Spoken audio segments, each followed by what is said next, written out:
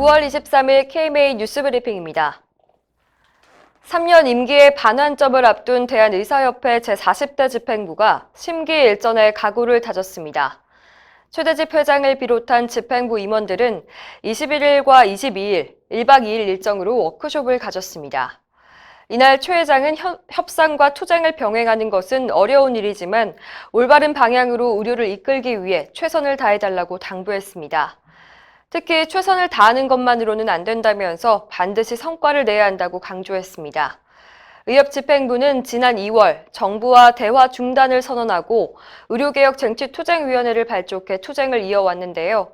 그동안 최 회장의 단식투쟁과 전국의사 대표자 대회, 청와대 앞 철야 시위 등을 진행했습니다. 지난 11일에는 보건복지부와 의정협의 재개를 선언하고 대화에 물꼬를 트는 등 투쟁과 협상을 함께하고 있습니다. 강아지 구충제로 말기암을 치료했다는 해외 사례가 알려지면서 국내에서도 큰 이슈를 끌고 있습니다.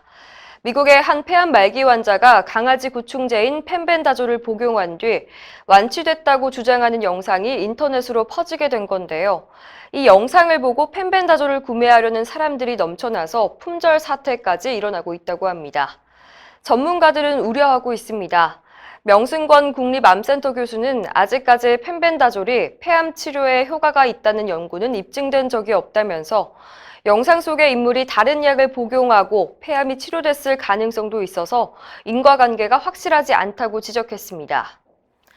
또 새로운 치료법이 효과가 있다는 사실을 입증하려면 실험실 연구와 동물 연구를 거쳐 임상시험을 실시하고 이를 종합적으로 분석하는 메타 분석이 필요하다며 한 가지 사례만을 놓고 무조건 맹신하는 것은 위험하다고 조언했습니다. 약사 외에도 펜벤다졸이 치명적인 부작용을 보인 사례가 있다며 주의할 것을 경고했습니다.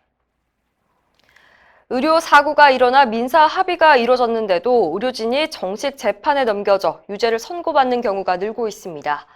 서울중앙지방법원은 17일 업무상 과실치사 혐의로 기소된 모 병원 응급의학과 전문의와 레지던트에게 각각 금고 10개월에 집행유예 2년을 선고했습니다. 이들은 급성 후두개염을 급성 임두 편도염으로 잘못 진단해 결과적으로 환자를 사망하게 했다는 혐의를 받았는데요.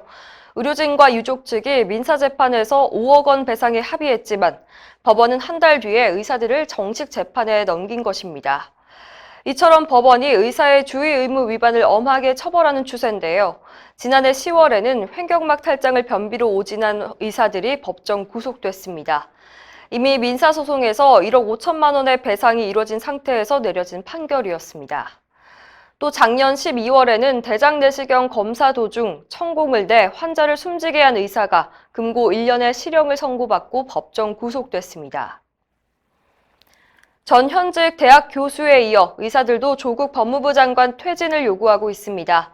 정의가 구현되고 상식이 통하는 나라를 원하는 대한민국 의사들 일동이라고 밝힌 의사 모임은 지난 18일부터 조 장관의 퇴진과 조 장관 딸의 부산대 의전원 퇴교를 촉구하는 시국 선언문 서명을 받고 있는데요. 현재까지 약 4,400명의 의사들이 동참했습니다.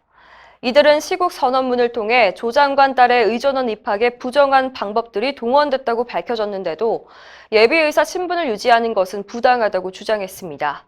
또 조 씨의 입학 과정에서 드러난 다수의 범죄와 비윤리적 행위는 사회인으로서 가져야 할 최소한의 윤리의식조차 없음을 보여줬다고 성토했습니다. 최근 아프리카 돼지열병 소식 때문에 돼지고기 먹기가 걱정되시죠? 대한의사협회는 아프리카 돼지열병이 사람에게 감염되지 않기 때문에 먹어도 문제없다고 발표했습니다. 의협국민건강보호위원회에 따르면 아프리카 돼지열병에 감염된 돼지의 치사율은 100%지만 바이러스가 열에 약해서 75도 이상으로 잠깐만 가열해도 사멸됩니다. 또 사람에게 감염됐다는 보고가 전혀 없어서 돼지고기를 섭취하는 것은 아무 문제가 없습니다. 다만 감염된 돼지고기나 부산물을 다른 지역으로 운반하면서 전파시키는데 사람이 큰 역할을 하고 있다며 해외에서 생산된 유가공품을 국내에 반입하는 것은 자제하라고 권고했습니다. 이상으로 뉴스브리핑을 마칩니다. 자세한 사항은 의협신문을 참고하시길 바랍니다.